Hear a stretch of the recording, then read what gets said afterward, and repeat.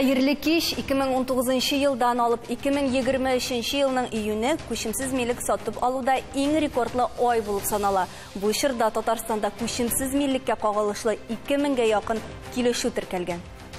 Хәзерге вазгыятьтә ипотека процентлары уйнап торган чорда төрле чикләүләр кертелгәндә әлеге үсеш табигыймы? Алдагы көннәрдә ниләр көтәргә һәм нинди бәяләргә әзер булырга? Студиябыз кунаклары белән шул хакта фикер алышырбыз. Хәерле кич, хөрмәтле кунакларыбыз. Тапшыру дәвамында сез үз фикерегезне тимәләргә басып та җиткерә аласыз. Зәңгәр килешү, кызыл килешмә билгесе. Бу айдагы уңай динамикадан чыгып, без инде төзелеш базары үз халәтенә кайтты дип әйтә алабызмы? Ильяс әфәнде, сезгә карап сорыйм, бәяләр тотрыклана башлады. Менә бу бәяләр шул урында торачакмы? Нинди фаразлар? Хәерле көн барыгызга да. Фараз бирү ул иң рәхмәтсез эшләрнең берсе. Әйбәт, шуңа күрә ниндидер фаразлар бирү бүген көндә бик авыр. Ләкин без күрәбез тотрыклы үсеш бүген көндә. Төзелеш буенча без карасак, квадратный метрлар белән чагыштырсак, менә шәхси йорт төзү өлеше елдан-ел арта. Үсеш бара. Менә шунысы безнең өчен бик шатлыклы, чөнки без төзелеш белән шөгыльләнәбез, шуңа күрә без аны отслеживаем, карап барабыз, әйме. Бәяләр буенча бар сезонный, теге сезон вакытында уйный торган, чөнки бүген көндә без беләбез, җәй көне һәр ел сайын сезон вакытында кайсыдыр материал юкка чыга. Мәсәлән, бу елны булды цемент белән проблема.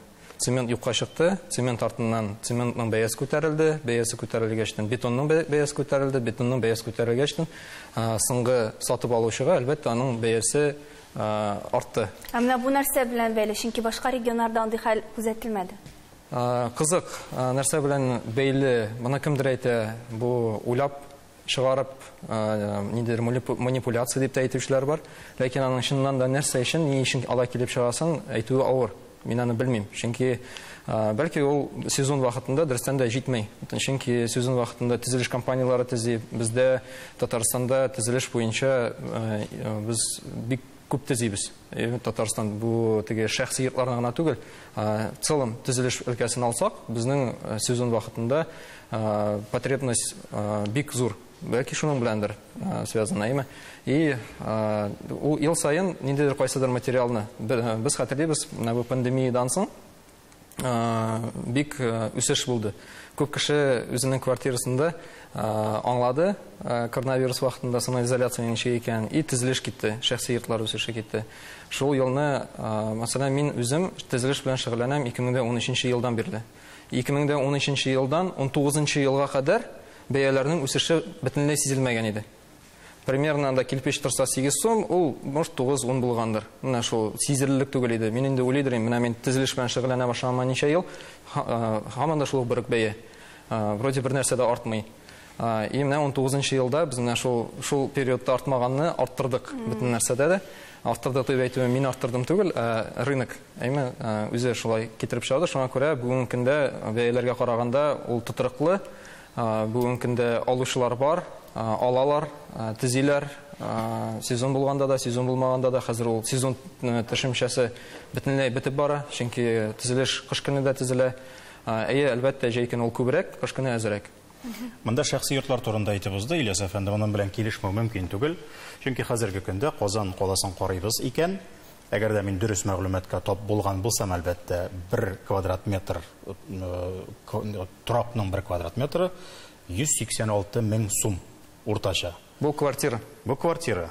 Һәм әлбәттә инде кеше квадрат метрларын саныйда, анда инде саллыгына 6-0 сан килеп чыкканнан соң, нишәп әле мин моңа тагын инде бер җирдән җир табып, арзанрак, как минимум 2 тапкырга җүнәрәк чыга үз йортын төзү. Мотор гына үй салмаска микән дип уйлап куярга булдыра, әлбәттә. Монда инде логистика ягы гына кала, кирип чыгып йөрү, кайтып китеп йөрүләре. Әгәр дә шун Казанда булса, фатирлар өлкәсе ничек үзгәрде икән, Гөлнур? Анда да күренәме бу үсеш? Әлбәттә, фатирлар өлкәсендә дә безнең үсеш күренә. Бу нәрсә белән бәйле? Менә сез әйтеп киткәнчә, июнь айында безнең бик күп килешүләр теркәлгән. Беренчедән, безнең банклар башлангыч кертемнең размеры арты турында әйттеләр. Үзегез белгәнчә, гади халыкның кулда тотып торган акчасы шикле. Инде беренче кертемне арттыру ул бик зур авырлыкларга китерер иде. Шуңа күрә фатир алырга уйлаган кешеләр тизрәк тырышып, табып, тизрәк үзләренә кирәкле фатирларны табып, килешүләр төзергә ашыктылар. Әле дә бетмәгән икән кеше Процент ставкасы да арта дип әйтәләр бит. Ансы да арта. Менә икенче сәбәп, как раз 21 июльдә безнең Центробанк ключевая ставканы карап үтте. Ул 1%, бу 7,5% иде, 8,5-га әйләнде. Үзәк банк үзгәрткәч, инде үзебезнең банкларда әкренләп ул процентны арттыра башладылар. Инде уже хәбәрләр килә, 0,5%-ка арткан. Менә без хәзер гафу итегез бүлдерәм инде, бу ключевая ставка дигәнгә кагылып узганбыз икән. Хәзерге көндә бит әле Үзәк банк менә ул ипотеканың бик юн процентларын да шикли. Хәзер банкларга шушы ставка күтәрелү аркасында ипотеканың да процентларын арттырырга туры киләчәк. Һәм теге бик җайлы гына ала торган ипотекалар, алар инде киләчәктә бетә дигән сүз бит инде бу. Ипотека бит ул төзелеш базарының бер 80%-ын тотып тора торгандыр. Берәү дә бит инде 7 миллион акчаны чыгарып салмый булай гына кесәсеннән. Андыйлар бик сирәк. Алга таба без бу ипотеканың сүнүен, сүрелүен күрмәбез микән? Әлбәттә, Үзәк банкының ставкасы артуы ипотекага туры кагыла. Ләкин безнең бар шундый программалар әйтик хөкүмәттән, ул семейная ипотека, 2 балалы гаиләләр өчен, господдержка, тоже төзелеш яңа фатирлар, новостройкалар өчен. Бу акциялар әле безнең 2024 елның июленә хәтлек озайтылган. Бу программаларга, менә бу Центробанкның артуы иң соңгы очратта гына кагылачак. Вот.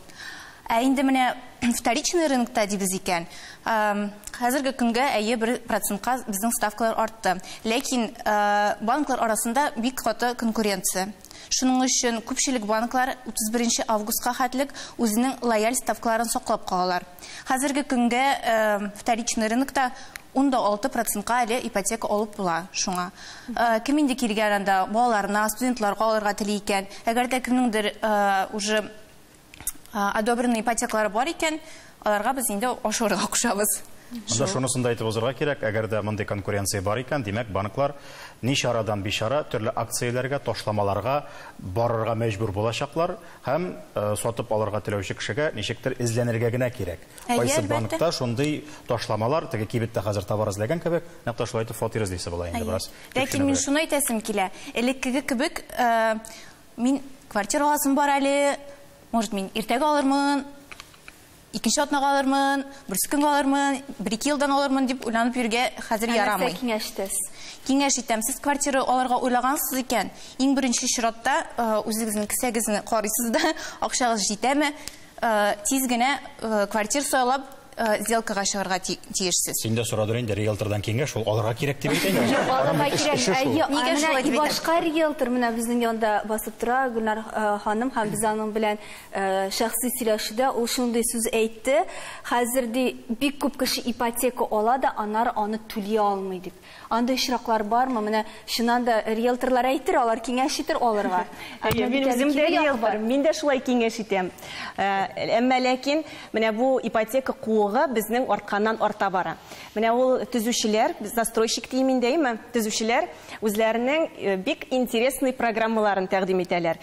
Әйтеп киткәнемчә, гади халыкта акча юк, беренче башлангыч кертемне кертергә акча юк. Төзүче әйтә, мин сезгә үзем бирәм ди, мәгез ди.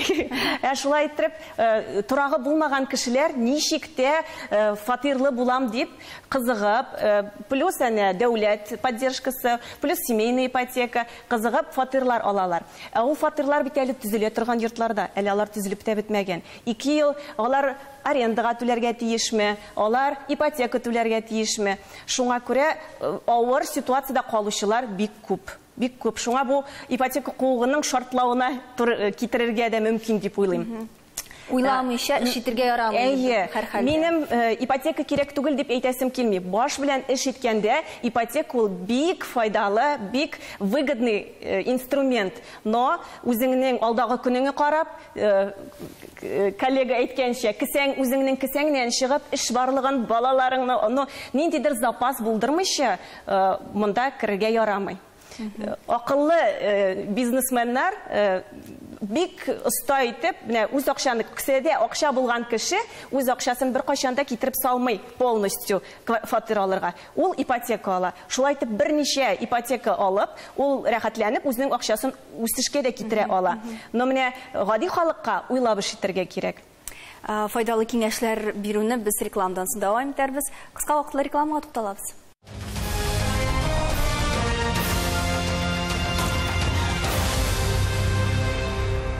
Хәерле кич, Таян нуктасы студиясендә төзелеш, торак, ипотека турында сөйләшүебезне дәвам итәбез. Бәяләр турында сөйләштек, тотыраклы үсеш күзәтелә дип әйттек. Риэлторлар һәм төзүчеләр куана, ләкин ипотеканың процентлары күтәрелә, халык бик нидә борчыла дип әйтик инде. Чөнки ипотекага бераздан инде буй җитми башларга мөмкин. Инде хәзердә андый очраклар күзәтелә. Дәвам итеп, әлеге ипотеканы аласында мактадылар, байлар ипотека гына алып байый диделәр, минем әйтәсем килә. Мәсәлән, минем бер кашанда үземнең ипотека алганым булмады. Мин бер кашанда үземнең клиентларыма рекомендовать итмим ипотека алырга. Ул бит шуңа күрә әйтте, бизнесменнар диде. Монда гади халык кая барсын инде ул? Юк, бизнесменнар турында да әйтте. Бизнесменнар да үзләренең акчаларын арттырыр өчен ипотека. Мөмкинлек бардыр. Юк, аннан түгел, мөмкинлек бөтен кешенең дә чыга. Аның юлларын табарга кирәк. Чөнки бүген көндә бер яисә 2 бүлмәле квартираның 2 бүлмәле квартираны сатып, рәхәтләнеп йорт алырга була шул сумма. Ипотекага кермичә. Ниндидер бар башка инструментлар. Шуңа күрә теге 2 бүлмәле фатир кемнән калырга тиештер ул, диме? Аны сатыр өчен. Юк, просто квашинада әйтәбез, а мне нечего продавать дигән шикелле. Төрле кешеләр бар. Кемдер беренче үзенең недвижимостьны ала, кемдер без әйтеп киткәнемчә арттыра. То есть кемдер 2 бүлмәле бар. Хәләл ипотека дигән төшенчә бармы бездә Татарстанда? Бүген көндә бар хәләл ипотека дигән төшенчә, бүген көндә продуктлар создается. То есть менә мин бер әйбер әйтим әле бу урында. Менә зирә кирдегез, бастыгыз бу ноктага. Бер таныш кыз бар минем. Мин мөселман, ул менә хәләл булырга тиеш дип ипотеканы алды. Кайдан икәнен әйтмим, анысы мөһим түгел. Ләкин көннәрдән бер көнне аның ай сайын түли торган платеж дип әйтик инде 36 меңнән 42 меңгә күтәрелде дә куйды. Нәрсә булды соң бу дип килешүләрне күтәреп карый башлагач, анда вак хәрефләр белән язылып куйган, шундый пунктына топ булды уларның. Әгәр дә базар бәясе үзгәрә икән, фатирның бәясе үзгәрә икән, синең ай сайын түли торган шушы акча күләме дә арта дигән сүз. 36 меңнән 42 меңгә күтәрелде, ягъни бу не аннуитетный платеж булып санала инде. Һәм ул үзгәреш хәләл ипотекада бер яклы рәвештә генә хәл ителә. Ягъни син килешүгә кул куйгансың икән, син аны берничек тә үзгәртә алмыйсың. Будь добр, 10 елга алгансың икән ипотеканы, 10 ел буе без куанып карап торган теге бәяләр үсешенә риза булып яшәргә тиеш буласың.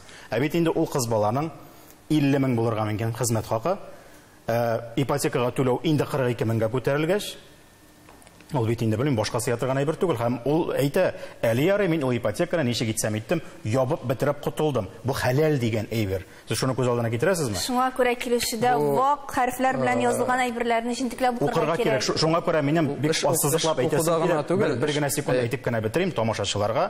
Менә хәләл дигәч без барып ябышырга гына торабыз. Менә бер дә икенче яклары күренмәс кебек тоела. Ләкин җәмәгать, ул ипотека, хәләл ипотека мөфти тарафыннан, хәләл комитет тарафыннан белгиләнсә дә, расланса да, сезнең килешүгә мөфти дә хәләл комитетта кул куймый. Сезнең килешү банк белән үзегез арасында яки төзүче белән үзегез арасында, һәм алар әлбәттә үз якларын караячаклар. Бу өлкәнең әле көйләнеп бетәсе бар. Аң булырга кирәк дип әйтәсе килә. Бетте, рәхмәт. Аң булу ансы бөтен җирдә кирәк. Анда гына түгел, любой ипотекада. Ләкин без шул ук ежемесячный платежлар кичкенә булырга ышанып, 30 елга ипотека алганның санап карасагыз, ничә тапкыр ул квартираның бәясе арта. Монда квадратный метрның атуы бәлки ул выгоднырактыр. Монда хәләл ипотеканы алганда без син булай да инде артыграк акча түләп аласың. Булай дип әйтәм сезгә, договорга гына карарга түгел, финансларын да санарга кирәк. Санап чыгарып карарга кирәк. Бәлки ул ай сайын 42 мең түләү выгоднырактыр, чем стандартный ипотека алу. Аны тоже без белмибез. Шуңа күрә договорны караганда, договорны гына түгел, суммаларын да чыгарырга кирәк. Менә ничә елга аласыз, шул вакытны да карарга кирәк. Шунда уже решение принимать итәргә була. Һәм теге вак шрифтны укырга. Ансы инде билгеле. Без менә бу теманы юкагына алмадык, тапшыруга әзерләнгәндә дә масса күләм мәгълүмат чараларына карап чыктык һәм бөтенесендә диярлек менә бу күчемсез милек сатып алу турында мәкаләләр алар бик күп. Бу нәрсә белән бәйле? Ни өчен менә хәзер генә күтәрелде микән менә бу сүзләр? Илгизәр әфәнде, ни өчен бу тема беренче тема бүген? Бу әлбәттә инде теге гаҗәбрәк хәл дип әйтер идем. Мәсәлән, 2022 елның башында 1 квадрат метрның торак мәйданының бәясе булган 130 мең сум. Хәзер ул 190 мең сумга якынлашкан. Менә мин хәзер уйлап карадым, безнең икътисад буенча республиканы алсак, уртача хезмәт хакы килеп чыга 45 мең, бераз гына артыграк. Бу да гаҗәпләндерә, чөнки узган елга караганда ул төшкәнрәк әле. Узган ел 50 мең дип әйтәдек безнең, Аның сәбәпләре бар инде.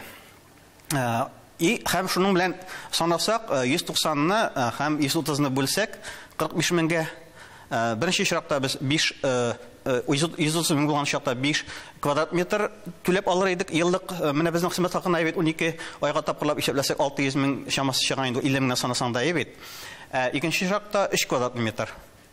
Ике эшләүче гаиләдә ике эшләүче кешенең берсенең хезмәт хакын 50 меңнән җыеп кына барсак, 50 мең квадрат метр торак алыр өчен 2022 елның башында эшләргә кирәк булган 10 ел буе салып бара кирәк булган. Хәзер инде 16 елга күчкән шул. Менә бу бит 1 ел эчендә дигән сүз. Менә минем соравым бар, монда төзелеш оешмасы җитәкчесе дә бар. Хәләл стандартлар буенча эшлибез дип, алар кай вакытта әйтәләр, риэлторлар да бар. Менә бу торак мәйданының 1 квадрат метрның бәясе ни сәбәпле күтәрелә? Сез аңлаттыгыз, чыгымнар арта, төзелеш материалларына чыгымнар арта дип әйбит. Менә монда нишләп теге төзелеш оешмаларының һәм риэлторларның табышын бердә әйтмиләр әйбит. Чит илдә мәсәлән 20-23% табыш булса, ул гадәти нормаль хәл дип санала. Бездә ияләнделәр 200% табыш алырга әйбит. Һәм шуның артыннан куу дәвам итә. Бу төзелеш өлкәсендә генә түгел, бу бөтен өлкәне алсак. Бик әйбәт булыр иде ул 200% тавыш булса. Аннан соң шуны әйтәсе килә бит. Менә безнең республикада беренче яртыеллыкта ипотека килешүләренең якынча 70% икенче ел торак базарына туры килә. 11% ялгышмасам беренче ел торак базарына, һәм дә инде 17%. 11% инде шәхси йорт төзелеш өлкәсенә туры килә. Менә бу саннар бит шулай нәрсә булса турында сөйли. Димәк, беренче базарда торак мәйданның бәясе артып, бик артык кыйммәт дигән сүз, бит. Икенче торак базарында, икенче дип әйтәбез, шәхси кулда булган фатирларны ипотекага килештерү ул арзанракка төшә дип уйлыйм мин. Аннан соң менә бик күпкә түгел, бер 30 меңгә генә дә аерма. Ипотеканың мәгънәсе бит шунда. Менә син шушы көнгә бәяне фиксировать итәсең, бит, рәсми рәвештә теркисең, һәм аның бәясе артырга тиеш түгел. Бүтән очракта ипотеканың мәгънәсе бөтенләй югала. Ул кулланучыга без бит сатып алучыны әйтәбез, бит, кулланучы дип. Әгәр дә алар булмаса, беркем дә сата да алмый, төзи дә алмый. Шуңа күрә әфәнделәр дип әйтим инде, бит, төзелеш алып баручылар әзер уйларга кирәк, кешенең сатып алу сәләтен. Реаль хезмәт хакы безнең президент әйтте 10% артты дип. Әмма дә ләкин ул 2022 ел белән чагыштырды аны. 2022 елда, 2021 ел белән чагыштырганда 7%-ка кимеде реаль хезмәт хакы. Димәк, чын арту 3,12%-га тәшкил итә. Менә шу күзлектән чыгып, үз эшеңне алып бара кирәк. Кешенең сатып алу сәләтеннән чыгып, аны ипотекага батырып, теге бурычка батыру монда мәгъкүл түгел инде. Илгизәр абый, сезнең әйткән сүзләрне бераз гына башларда әйләндерә торыйк. Барыбыз да ишеттек бит инде. Шул форсаттан файдаланып, бар бит әле тагын ипотекага түгел, арендага торак яки арендага офислар алу дигән өлкәдә. Бу өлкәдә безнең түгел фатирлар да. Фатирлар һәм башкасы. Бу өлкәдә бәяләр ничегрәк икән? Бәлки инде ипотека кызыкмаска да кирәктер. 10 елыңны арендага алып торып, тормышың җайланып китсә, шуннан тоташ сатып кына алыргадыр инде аны бәлкем. Дөрес, менә мин дә шул чарага өндәр идем, чөнки һәрбер ситуация индивидуаль. Менә Илгизәр абый әйтүенчә, менә бу ипотеканы тәкъдим итәләр халыкка, алыгыз диләр, ләкин дә аны һәрбер ситуациясы аның индивидуаль име. Ул карый, Гөлнар әйтмешли, күпме аның беренче кертеме бар. Ул 20%-дан да ким булырга тиеш түгел, чөнки нихәтле аның ипотекасы зурак була икән, димәк ул шул хәтле күбрәк түләргә тиеш име. Аның ипотекасы гомумән 25-30 елга сузыла.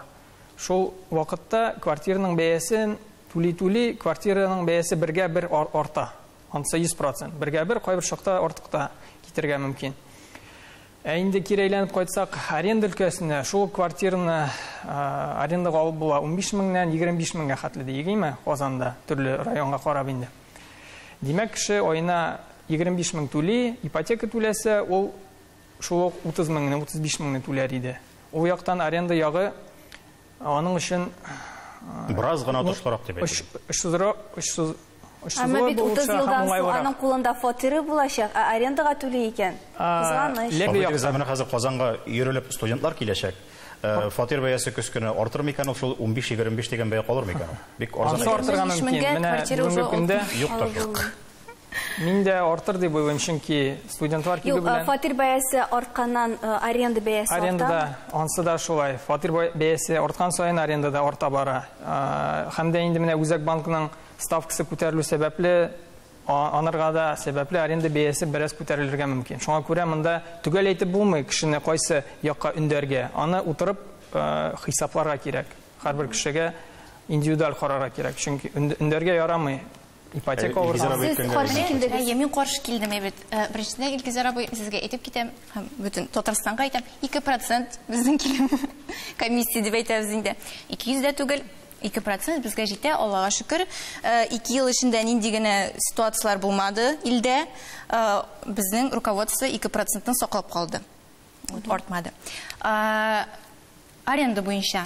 Минем әлим белән әйтә инде. Бурычлы кеше узак яши ди. Һәм хәзерге вакытта бурычлы кеше ул ниндидер мотивационный кешеме? Менә минем үземнең мәсәлән ипотекам бар. Иртән торасы килмәгән вакытта теге ипотека ничек рәхәт уята. Шунда яхшы тәргәшиме? Банктан хәбәре дә килеп төшсә түләмәде. Аллага шөкер, эшләгән кешенең акчасы була ул. Мин ышанмыйм. Миңа яш килә башлады. Мин ышанмыйм. Эшләгән кешенең акчасы юк дигәнгә. Аренда буенча, хәзерге көндә аренда ипотекага караганда айлык түләүе кичкенерәк. 5 мең, 10 меңгә в зависимости нинди квартира инде. Ләкин хәзерге көндә менә застройщиклар безнең новостройкага нинди предложение белән чыктылар. Бар шундый яңа программа, бәлки ишеткәнегез дә бардыр, траншевая ипотека дип атала. Квартираның бәясе үзгәрми, ләкин беренче взнослыгызны кертәсез дә менә 10-15% инде бар. Беренче 3 елга яки квартира сдавать ителгәнче хәтлек 1 сум гына айга түлисең. Бу кемнәр өчен выгодны инде? Арендовать иткән кешеләр өчен выгодны кемдер әле үзенең балаларына, например, алып куялар икән, пока ремонтка акча җыеп була. Вот шундый программалар уйлап табалар. Әйткәндә төзүчеләр, менә застройщиклар өчен инде әйтәләр, һәрбер яклап та инде сез бәясен күтәрәсез диләр. Ләкин бер тема турында анталар. Хәзерге вакытта, әгәр дә элек клиент ала икән квартира, застройщикка туры акча көченеп торадыр. Хәзерге көндә застройщиклар акчаны туры итеп алмыйлар. Алар только шул вакытта кайчан инде издаваться ителә. Әлеге дә баягы программалар саклап тора бу яңа төзелгән йортларны. Менә хәзер менә ул мәсәлән төзелә торган йортны 100% төзелеп бетәчәк, тә синең кулыңда ачкыч булачагына ышаныч бармы бүгенге көндә? Хәзерге көндә күп ышаныч элеккегә караганда.